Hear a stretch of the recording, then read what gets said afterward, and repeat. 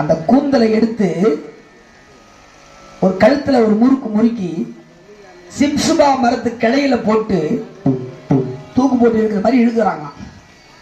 மாண்டு போகலான்னு சீதாம்மா தன் கூந்தலையே கயிறாக திரித்து சிம்சுபா மரத்தில் மாண்டு விடுகிறேன் என்று அப்படி போகிறவர்கள்தான் ராம் ராம் ராம் ராம் எதுல குதிச்சார். உயிர் போனோம்னு கயிறு போட்டவங்க அதை எடுத்து விட்டுட்டு ராவணா வேண்டாம் ராவணா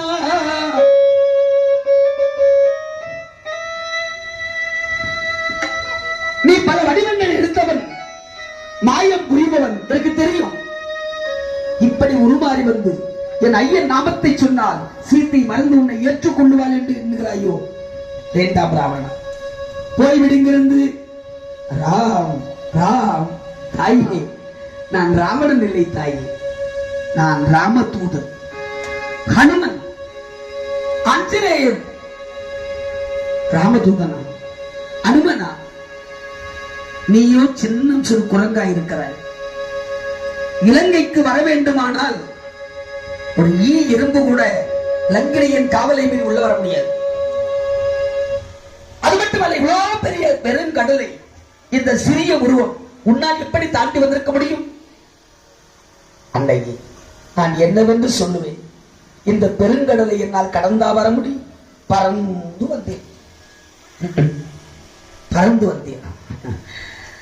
இதை நான் எப்படி நம்புறது? சரி, ராமதூதன் நீ என்று சொன்னால் ஆண்டவன் அடையாளங்களை பற்றி ஏதாவது சொல்ல முடியுமா? சொல்லுவேன். நீங்க இப்படி கேட்பீங்க தெரியும். அதனால்தான் அப்பவே சாமி கிட்ட கேட்டேன், அடையாளமா ஏதாவது சொல்லுங்க. அம்மா உன்னால சொல்ல முடியுமா? சொல்லுவேன்.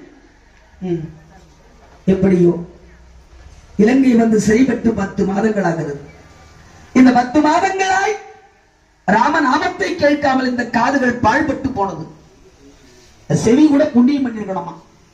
ராமநாமத்தை கேட்கணும், ராமனுடைய அற்புதங்களை கேட்கணும், நல்லதை கேட்கறது செவி புண்ணியம் பண்ணிருக்கணும். அது 10 மாதங்களா இல்லாத போச்சு. இப்ப நீ சொல்லி அதை நான் கேட்கணும்.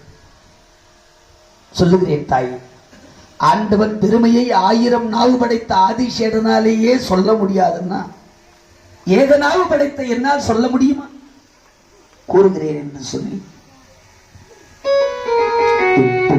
கலக்கிய மனத்தினளாய் கைகேயி வரம் கேட்டார்.